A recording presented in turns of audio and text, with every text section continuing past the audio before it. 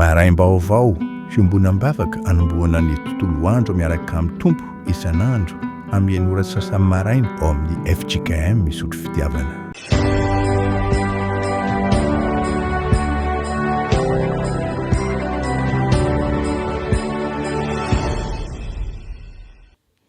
Ho aminareo ny famindram-po, ny fiadanana, ny fahasoavana avy amin'Andriamanitra ray sy Jesosy Kristy tompontsika. Eo ambany masika ny salamy 420 andininy voalohany hatramin'ny 4. Salamy 420 andininy voalohany hatramin'ny 4. Mitsangana ary hideran'ny tompo isika. Hoy ny mpanao salamo, endreny atsara ny taberna kelinao Jehova o, tompony maro, manina sady votona lahelo ny kianjan'i Jehova ny fanahiko. Ny foko sy ny nofoko mioby an'Andriamanitra velona, eny ny tsikirity mahita trano, ary ny siditsidina mahita kano azy ametrahany zanany. Dia ny altaranao Jehova tompony maro, mpanjakako sy Andriamanitro, sambatra izay mitoetra ao an-tranonao, hideranao mandrakariva izy. Amen. Hivavaka isika. Nentinao eto amin'izao toeran'izao zay Andriamanitra, rehefa nofoazinao ary notantaninao tamin'ny tanakaviana ny fahamarinanao. Eto no ahafahanay manovo hery vaovao, hiatrehanay ny tontolo andronay. Eto koa no hifanatrehanay amin'ny fahamasinanao, ka andraisana izany na dia mpanota tsy mendrika azy izahay. Koa amin'ny fotorotoro sy mangorakoraka Andriamanitro, no hiantorahanay aminao amin'ny alalan'i Jesosy Kristy, hanavaozanay ny fanorantenanay, hitondranay ny tsy fahatanteranay rehetra. Ianao ampiorina ny fanainao masina aty anatinay. Fanainao masina koa no mbola hampatoky anay ny famelan-keloka atolotrao, ary hitarika anay amin'ny famakiana ny soratra masina, andresy lahatra anay eo ampandrenesana ny afatrao. Fa miasa ianao ary manorina anay ho fonenanao Andriamanitra. Mitenena ary fa miaino izahay mpanomponao amin'ny anaran'i Jesosy. Amen. Anaraka ny vakan'ny soratra masina araka ny fandaharana mofonay ny sika riavana. Efesianina 2:1-10 hatramin'ny farany. Efesianina 2:1-10 hatramin'ny 2:20. Amin'ny anaran'ny tompo, koa tsarovy fa fahiny ianareo izay jentilisa araka ny nofo, ka nolazain'ny voaforan-tanana teo amin'ny nofo hoe tsy voafora. Eny, tsarovy fa tamin'izany andro izany dia tsy nanana ny Kristy ianareo, fa oloko azy tamin'ny fanjakan'ny Israely, ary vahiny tamin'ireo faneken'ny teny fikasana, dia tsy manana fanantenana sady tsy nanana Andriamanitra teo amin'izao tontolo izao. Fa ankehitriny kosa, ao amin'ny Kristy Jesosy, ianareo izay lavitra fahiny, dia efa nampanakekeny raha ny Kristy. Fa izy no fihavanantsika, izay nahiray antsika roa tonta ka nandrava ny hevitry ny fisarahana, fa tao amin'ny nofony no nandravany ny fandrafiana, dia ny lalàna nisy didy natao hotandremana, mba hanakambanany antsika roa tonta ao amin'ny tenany olom-baovao iray, ka hanaovany fihavanana, ary hampihavana antsika roa tonta ho tena iray amin'Andriamanitra, no ny azo fijaliana izay namonony ny fandrafiana. Ary tonga izy ka nitory teny soa mafaly milaza fihavanana tamin'ireo izay lavitra, ary fihavanana tamin'izay akaiky koa. Fa izy no ananantsika roa tonta fanatonana amin'ny fanahy iray ho any amin'ny ray. Koa dia tsy mba vahiny sy mpivahiny intsony ianareo fa tompon-tany, paray fanjakana amin'ny olona masina sady ankonan'Andriamanitra, natsangana teo ambonin'ny fanorenan'ny apôstôly sy ny mpaminany, ary Kristy Jesosy no fehizoro indrindra.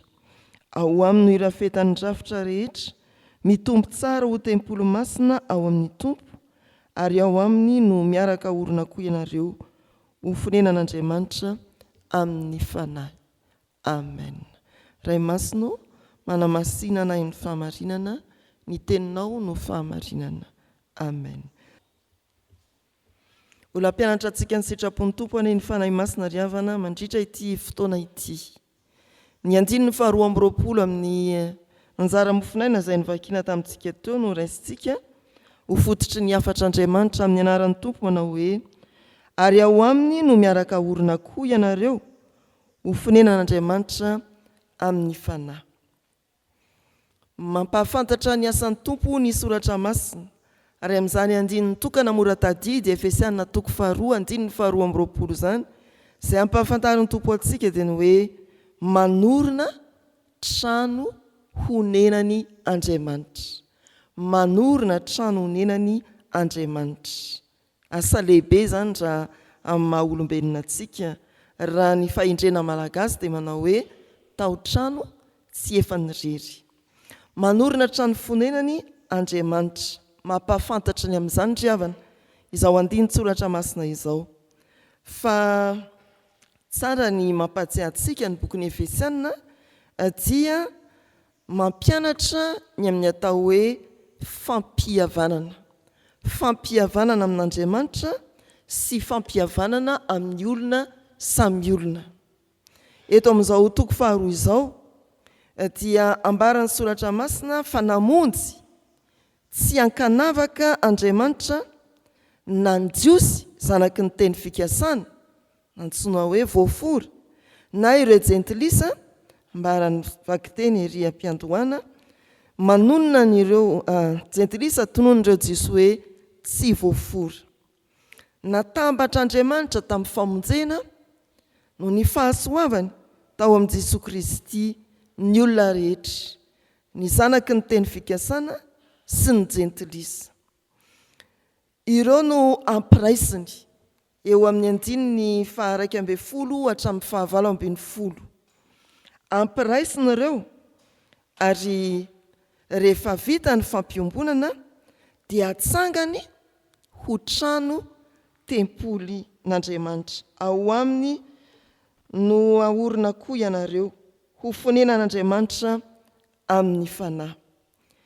Ny asa farany nataon'Andriamanitra dia fanorenana fiangonana tsy rafitra arak'izay ahitantsika azy hoe io biriky na io zozoro na io sahatra na sy ny sisa sy ny sisa, fa isika tsirairay avy tsy mpandray anjara biriky, fa isika tsirairay avy no biriky anorenan'Andriamanitra ny tranony.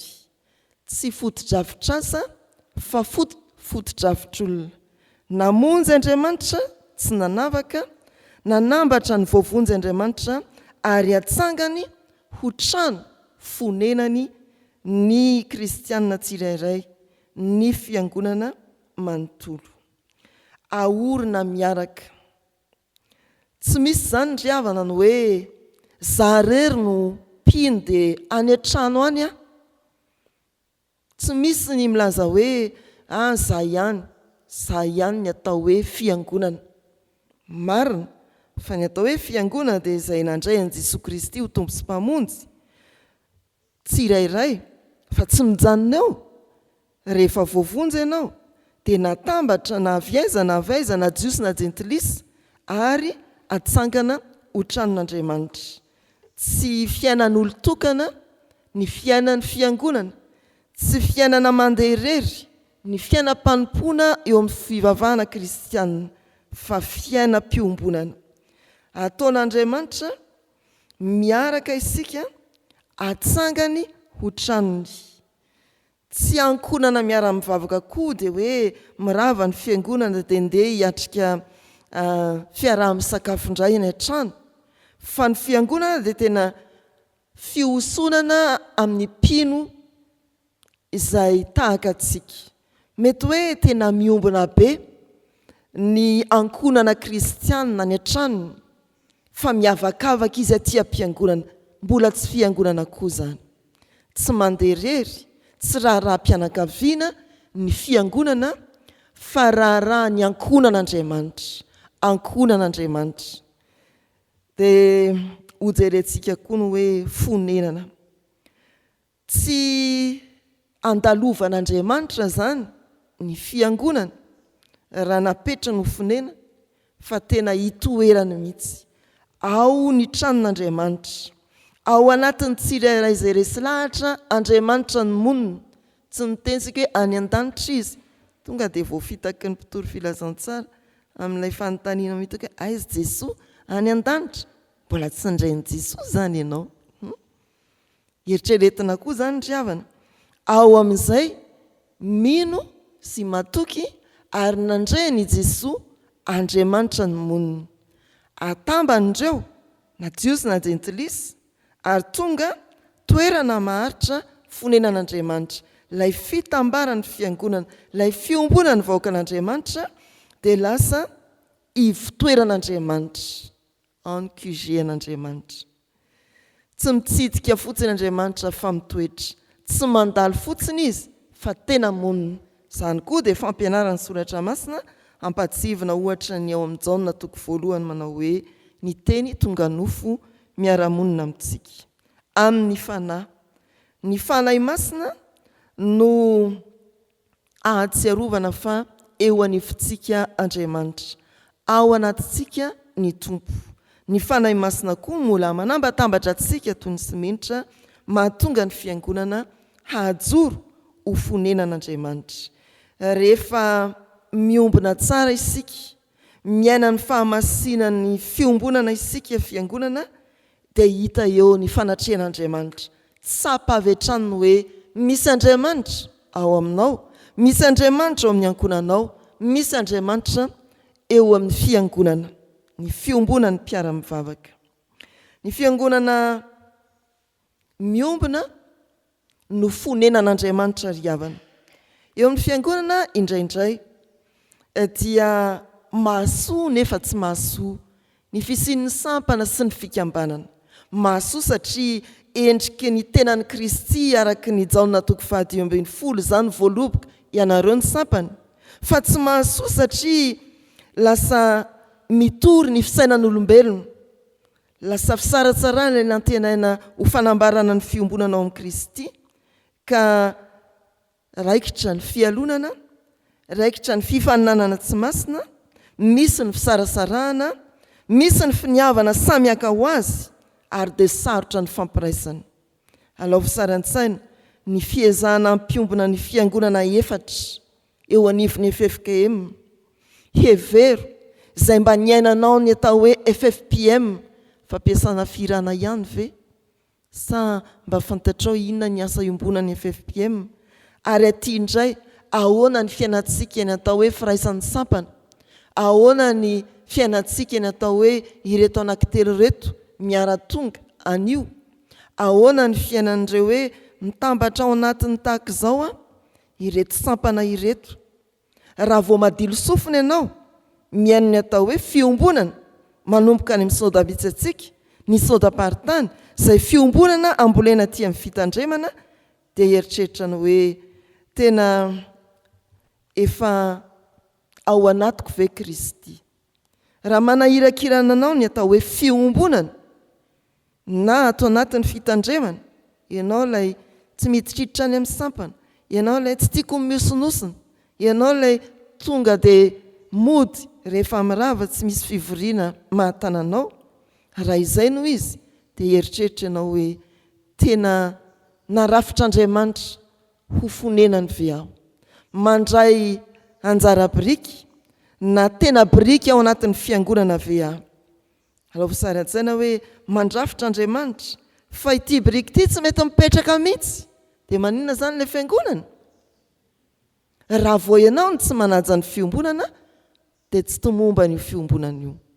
Raha ianao ny tsy manaja ny fiombonana, tsy tomombana ny fiangonana.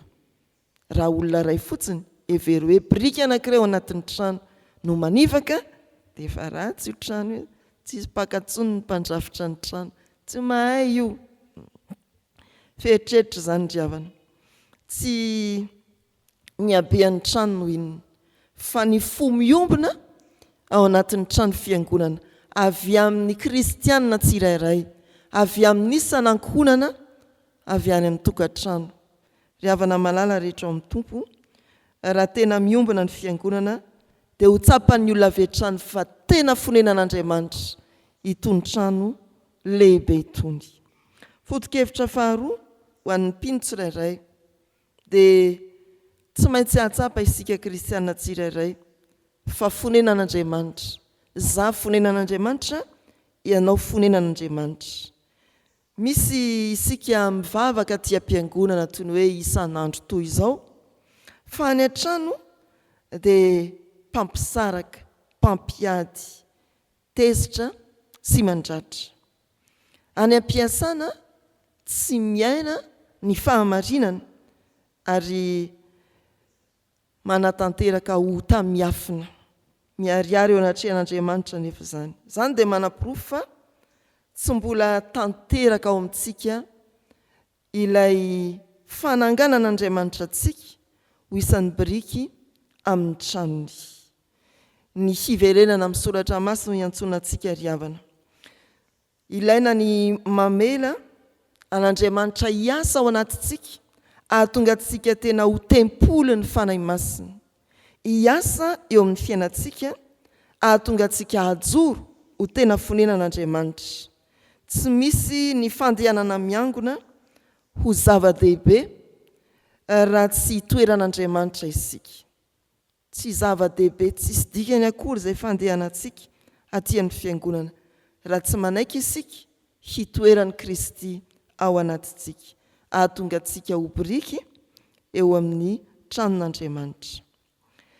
Rehefa nandeha teny rehetra teny ity olona anankiray ry havana, misy fiangonana kely tany ambanivohitra, tsy tsara ny trano, tsy misy fanamafisam-peo, fa nilaza ny olona rehetra hoe rehefa miditra ao amin'ny fiangonana io dia tena tsapa ny fiombonana, ny firaisan-kina ary eny hoe ao Andriamanitra. Fa nandeha kosa indray izy niakatra an-drenivohitra dia nahita fiangonana lehibe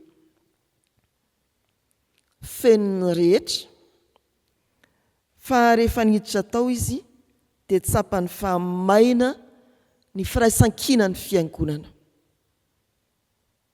Tsapy izany ry havana, isika mpamanga ny fiangonana mahafinaritra ery mahita ny vahoaka an'Andriamanitra. Izao moa tsy azo atao ilay mifanoroka sy mifandray tanana, fa ilay somebiseby eny an-tokotany fiangonana, manao ahoanareo, mahafinaritra izany ry havana. Tsy tsapa tao amin'ilay fiangonana lehibe izany fampiombonan'Andriamanitra ary fantatra fa tsy ao Andriamanitra. Ry havana malala, Jesosy Kristy no fehizoro tsara indrindra. Mandrafitra sy ianao ho tempolony. Jesosy Kristy no fehizoro tsara indrindra, manambatra anisan'ny ankonana fa mampitombo fifankatiavana ny fiangonana koa. Raha misy fisarahana, miverena amin'ny Kristy. Raha toa izany ka hoe mpivady no tandomy fisarahana, na ny sanatria efa nisaraka mbola avy misora, afaka misoratra indray. Verenana amin'ny Kristy ny voalohany, izay vao miverina amin'ny vadinao ianao. Fa tsisy tafaverina amin'ny fiombonan'izany raha tsy miverina amin'ny Kristy. Miverina amin'ny Kristy ny voalohany, izay vao tafaombona amin'ny ao an-trano ianao. Miverina amin'ny Kristy no miantoka ny fiombonantsika aty amin'ny fiangonana. Dia atanjaka ny fiangonana tsara rafitra, ahitana taratra sy ahatsapana hoe tena ao amintsika tokoa Andriamanitra. Aorin'Andriamanitra ho fonenany sika ry havana. Meteza honenan'i Kristy ao anatinao ianao. Miverena amin'ny Kristy ny isan'ankonana mba hahatonga ny fiangonana ho tranon'Andriamanitra matanjaka sy mijoro ao anatin'ny firaisan-kina ka ho taratra amin'ny rehetra fa tena ao anatintsika tokoa Andriamanitra. Manambara ny asan'ny Tompo ny soratra masina. Nolazainy Efesiana 2:2-2 fa manorina antsika ho trano fonenany amin'ny fanahy ny Tompo. Amen. Ivavaka isika ry havana.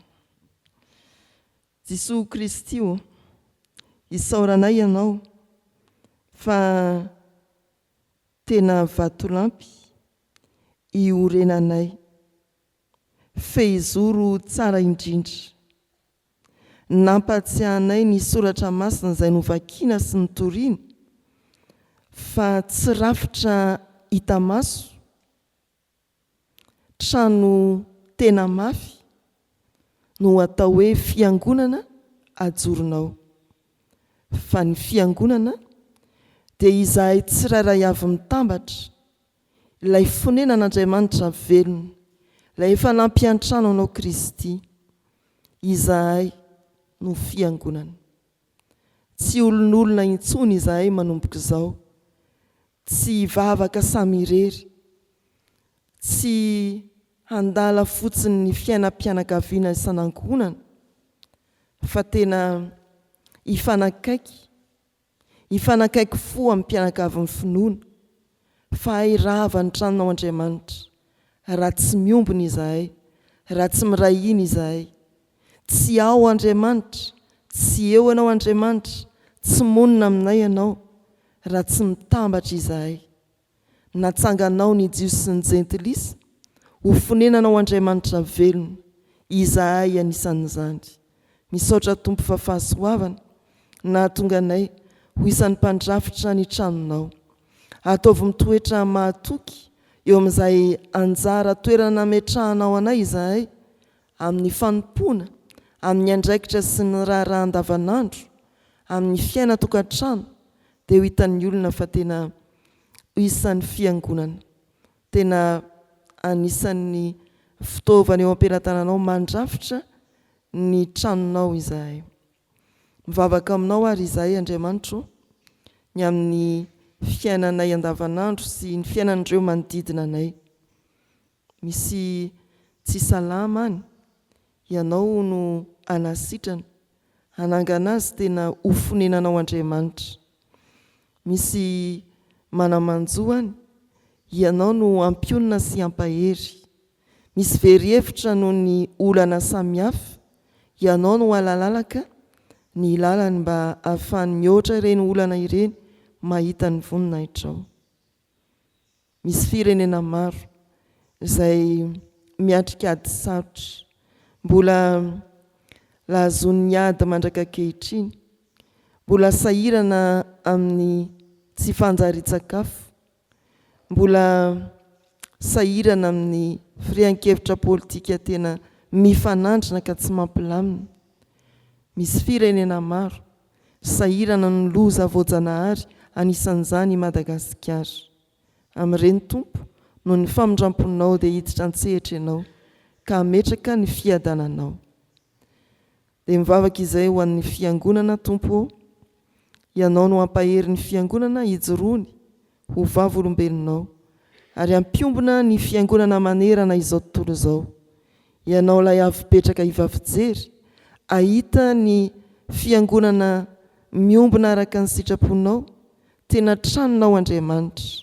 Eto ary ny ivavahanay ho an'ny fiombonan'ny fiangonana kristianina eto Madagasikara, izay nomena andraikitra amin'ny fandrindrana, ny fiantoana izay dia ampanjary, ny fitadiavana hevitra asosiady tsara ny fiangonana.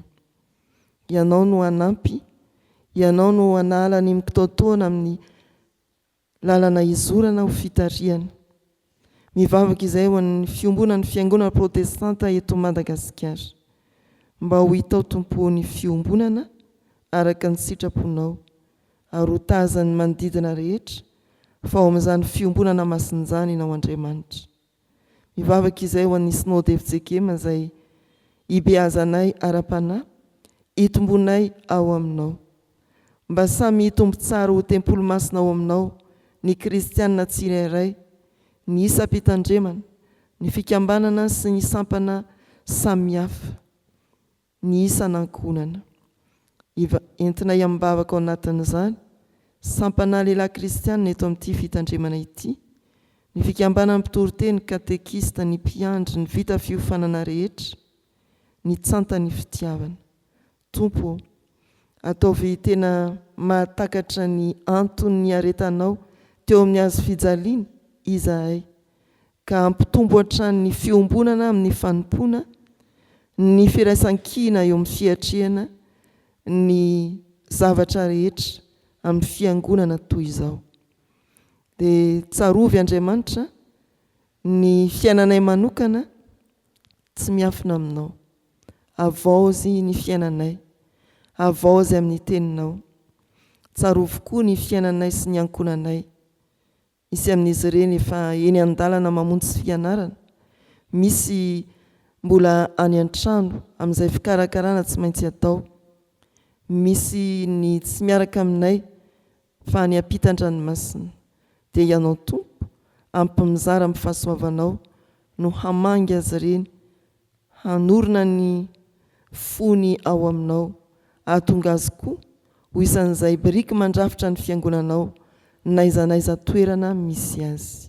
Jesosy Tompo, betsaka ny zavatra tianay ho velabelarina aminao anatin'izao vavaka izao, ianao koa anefa efa manana izay voaomana ho anay. Koa tambatray ny vavakay amin'ny ampianarin'i Jesosy manao hoe: Rainay izay ny an-danitra, ho amasinina ane ny anaranao, ho tonga ane ny fanjakanao, atao ane ny sitraponao ety an-tany ho tahaka ny eny an-danitra. Meo anay anio ny hanina sahaza ao anay, ary mamelà ny elokay tahaka ny namelanay izay merika taminay. Aza mitondra anay amin'ny fakapanahy, manafahanay amin'ny ratsy, anao ny fanjakana sy ny hery ary ny voninahitra mandrakizay. Amen. Raiso mba ho tanteraka aminareo ny tsodrano-tononona amin'ny anaran'ny Tompo. Hitahy ianareo any ny Tompo ka hiaro anareo, hampamirapiratra ny tavany aminareo ny Tompo, hamindra fo aminareo, hanandratra ny tavany aminareo ny Tompo, hanome anareo fiadanana. Amen.